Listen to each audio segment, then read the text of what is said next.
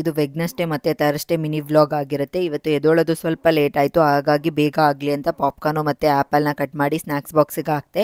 And Chiru ಸ್ಕೂಲಲ್ಲಿ ಇವತ್ತು green day celebrate ಮಾಡ್ತಾರೆ, ಹಾಗಾಗಿ ಗ್ರೀನ್ ಕಲರ್ ಶರ್ಟ್ ಹಾಕೋಬರೋಕ್ಕೆ ಹೇಳಿದರು.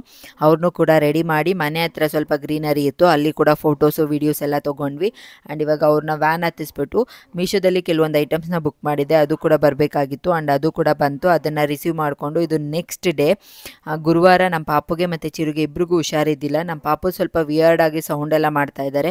ಸೊ ಹಾಗಾಗಿ ಏನು ಅಂತ ಕೇಳ್ಕೊಂಡು ಬರೋಣ ಅಂತ ಹಾಸ್ಪಿಟಲ್ಗೆ ಹೋಗಿದ್ವಿ. ಆ್ಯಂಡ್ ಚಿರುಗೂ ಹುಷಾರಿದ್ದಿಲ್ಲ, ಅವ್ರಿಗೂ ತೋರಿಸ್ಕೊಂಡು.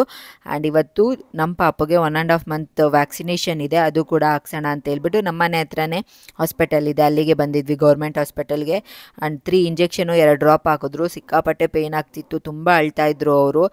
ಮನೆಗೆ ಬಂದಮೇಲೆ ಐಸ್ ಕ್ಯೂಬು ಮತ್ತು ಸಿರಪ್ ಎಲ್ಲ ಕೊಟ್ಟಿದ್ರು, ಅದನ್ನೆಲ್ಲ ಹಾಕಿದ್ವಿ. ಆ್ಯಂಡ್ ಕೈಯೇ ಬಿಟ್ಟಿಲ್ಲ ಅವರು. ನನಗಂತೂ ತುಂಬ ಬೇಜಾರಾಯಿತು ನೋಡಿ.